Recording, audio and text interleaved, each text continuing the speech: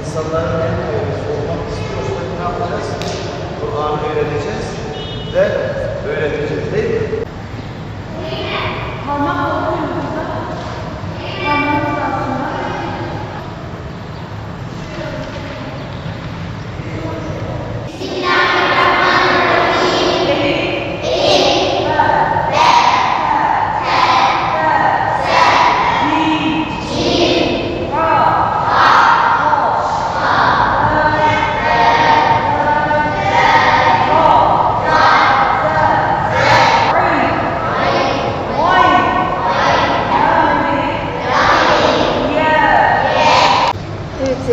harfleri öğreniyoruz seninle birlikte.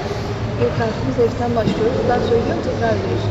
Elif, B, T, F, tek mi bu harfimiz? Evet. G, L, İnce değil mi harfimiz? Mim, Nun, Vav, Elif, B, T, F, G, A, H, H,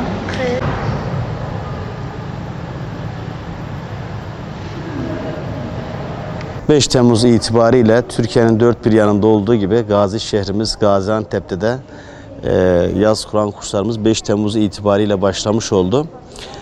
Tabii çocuklar bir pandemi süreci geçirdi. Bu pandemi sürecinde çocuklarımız camileri şenlendiremediler.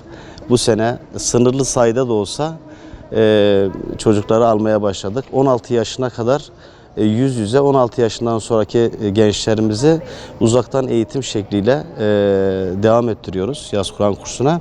Çocuklara bu 6 haftalık zaman diliminde öncelikle Kur'an-ı Kerim'in okumasını, Efendimiz Aleyhisselatü Vesselam'ın hayatını, Kur'an-ı Kerim'den kısa surelerin ezberini, onların manası üzerinde tefekkür etmeyi öğreteceğiz inşallah. Tabii çocukları namazla buluşturacağız, namazı öğreteceğiz, Kur'an'ın ahlakını onlara vereceğiz. Sadece Kur'an'ın elfazını değil, ahkamını ve ahlakını.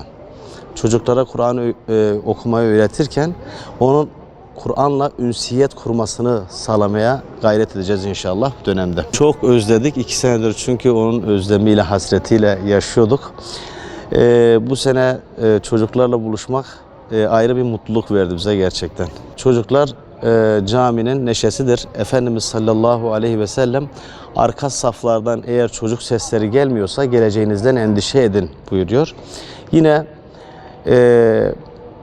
bir neslin ihyası kötülerin imhasıyla değil, yeni neslin eğitim ve terbiyesiyle diyor büyüklerimiz.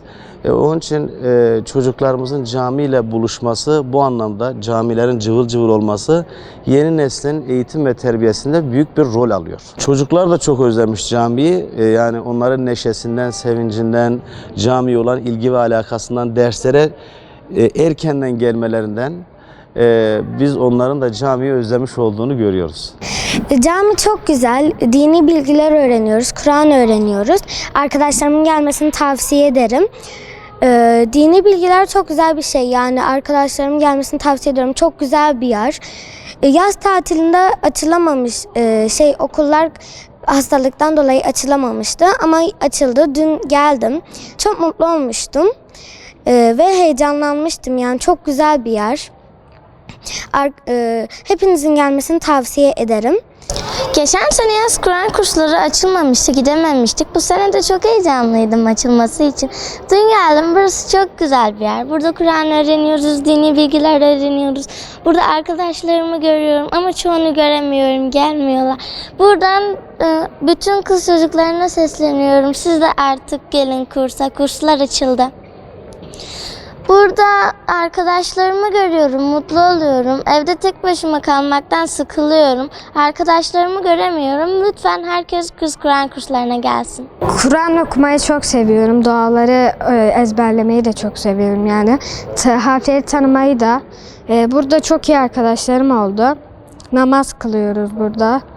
Kur'an'ı öğrenmek için geliyorum. Bir de namazı öğrenmek için geliyorum. Buraya geldiğim için çok mutluyum. Kur'an öğreniyorum, arkadaşlar ediniyorum.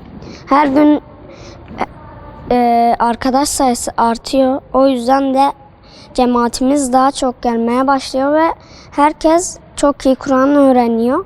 İnşallah hafız oluruz. Sizin de gelmenizi tavsiye ederim. Çok iyi bir hocamız var. Bize her şeyi öğretiyor. Alfabeyi öğrendik.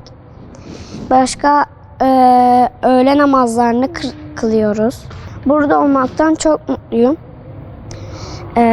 Kardeşim de geldi. Ona bir şeyler öğretiyorum ben de. Alfabeyi falan çalıştırıyorum.